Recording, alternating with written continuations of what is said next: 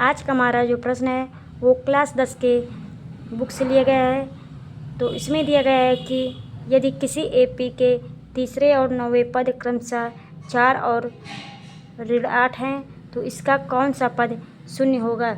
तो यहाँ पर सबसे पहले हमें लिखना होगा कि माना श्रेणी का पहला पद ए, माना श्रेणी का पहला पद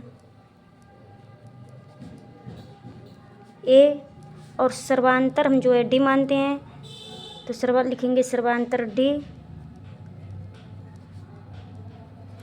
तो ए पी का तीसरा पद क्या होगा, तो ए पी का तीसरा पद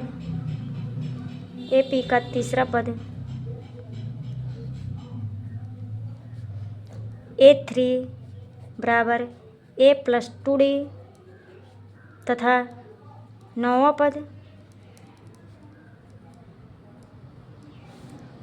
पद हो जाएगा A9 बराबर A + 9 - 1D बराबर A +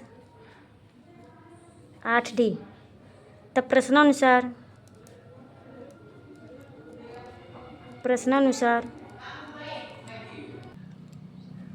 A +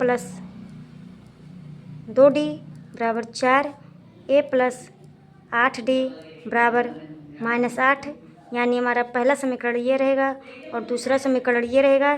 तो यहाँ पर लिखेंगे समीकरण 2 में से समीकरण 1 को घटाने पर,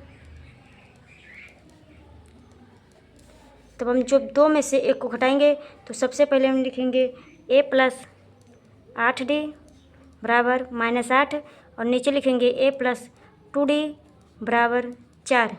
अब यहाँ पर इसको हम जब प्लस है तो माइनस कर देंगे, प्लस है तो यहाँ पर माइनस कर देंगे और यहाँ पर प्लस है तो यहाँ पर माइनस कर देंगे, इसको इससे काट देंगे। उसके बाद यहाँ पर बचेगा 6D बराबर 12, यानी D बराबर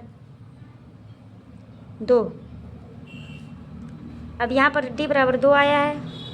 अब लिखेंगे समीकरण 1 में D का मान रखने पर,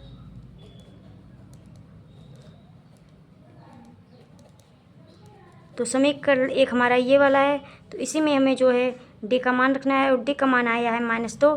तो यहाँ पर हो जाएगा A + 2 गुणे ब्रैकेट में -2, उसके बाद बराबर 4 हो जाएगा A- इसको जब इससे गुणा करेंगे तो हो जाएगा -4 बराबर 4। तो यहाँ पर हो जाएगा A बराबर, जब -4 हम बराबर के इस साइड ले जाएंगे तो हो जाएगा +4, तो यहाँ पर हो जाएगा A बराबर 8। अब यहाँ पर लिखेंगे माना श्रेणी का 9वां पद शून्य होगा, अर्थात AN बराबर 0, इसलिए A + N - 1 बराबर 0। अब यहाँ पर लिखेंगे 8 + N - 1 गुणे -2 बराबर 0, यानी -2 N - 1 बराबर -8 N - 1।